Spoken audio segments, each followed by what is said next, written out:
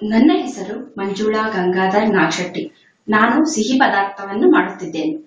ಇದಕ್ಕೆ ಬೇಕಾಗುವ ಸಾಮಗ್ರಿಗಳು, ನಾನು ಈಗ ಸುಳ್ಳಿ ಹೋಳಿಗೆ ಹೇಗೆ ಮಾಡೋದಂತ ಹೇಳಿಕೊಡುತ್ತೇನೆ. ಇದಕ್ಕೆ ಬೇಕಾಗುವ ಸಾಮಗ್ರಿ ಎಂದರೆ ಕಡಲೆ ಹಿಟ್ಟು, ಬೆಲ್ಲ, ಏಲಕ್ಕಿ, ಮೈದಾ ಹಿಟ್ಟು ಮತ್ತೆ ಇವೆಲ್ಲ ಸಾಮಾನುಗಳು ಈ ಹೋಳಿಗೆ ಮಾಡಲು ಬೇಕಾಗುತ್ತದೆ. ಮೊದಲು ಇವೆಲ್ಲ ಸಾಮಾನುಗಳನ್ನು ತೆಗೆದುಕೊಂಡು, ಕಡಲೆ ಹಿಟ್ಟನ್ನು ತೆಗೆದುಕೊಂಡು, ಬೆಲ್ಲವನ್ನು ಪುಡಿ ಮಾಡಿ, ಏಲಕ್ಕಿಯನ್ನು ಪುಡಿ ಮಾಡಿ, ಗಸಗಸೆಯನ್ನು ತೆಗೆದುಕೊಂಡು ಇದರಲ್ಲಿ ಮಿಕ್ಸ್ ಮಾಡಿ ಹೀಗೆ ತಯಾರಾಗುತ್ತದೆ. ಕಲಸಿದಾಗ ಹೀಗೆ ತಯಾರಾಗುತ್ತದೆ. ತಯಾರಾದ ನಂತರ ಮೈದಾ ಹಿಟ್ಟನ್ನು ಚಪಾತಿ ಹದಕ್ಕೆ ಕಲಿಸಿಕೊಂಡು ಚಪಾತಿ ಮಾಡುವ ಹಾಗೆ ರೌಂಡ್ ಆಗಿ ಲಟ್ಟಿಸಿಕೊಂಡು ಸ್ಟವ್ ಅನ್ನು ಆನ್ ಮಾಡಿ ಹಂಚಿನ ಮೇಲೆ ಹೀಗೆ ಹಾಕಬೇಕು. ಹಾಕಿದ ನಂತರ ಹೀಗೆ ಹೊರಳಿಸಿ ಮತ್ತೆ ಇನ್ನೊಂದು ಭಾಗದಲ್ಲಿ ಹೀಗೆ ಆ ಹೂರಣವನ್ನು ಮಧ್ಯದಲ್ಲಿ ಹಾಕಿ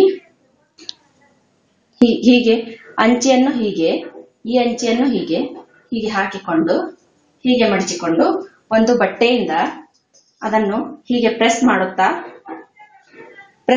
ಹೋಗಬೇಕು.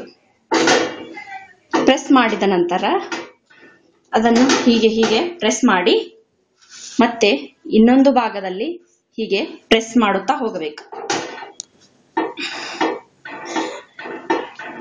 ಪ್ರೆಸ್ ಮಾಡುತ್ತಾ ಹೀಗೆ ಸರಿಯಾಗಿ ಬೇಯಿಸಿಕೊಳ್ಳಬೇಕು. ಹೀಗೆ ಒಂದೊಂದಾಗಿ ಹೋಳಿಗೆಯನ್ನು ಬೇಯಿಸಿಕೊಳ್ಳುತ್ತಾ ಒಂದು ಸರ್ವಿಂಗ್ ಬೌಲ್ ಅನ್ನು ತೆಗೆದುಕೊಂಡು ಅದರಲ್ಲಿ ಹೋಳಿಗೆಯನ್ನು ತೆಗೆದಿಟ್ಟುಕೊಂಡು ಅದನ್ನು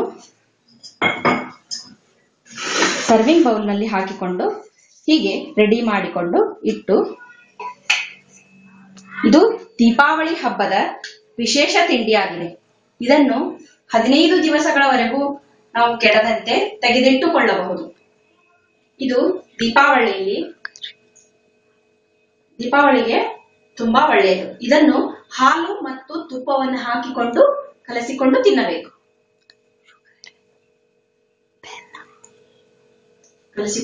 ಇದು ಶುಗರ್ ಇರುವವರಿಗೆ ತುಂಬಾ ಒಳ್ಳೆಯದು.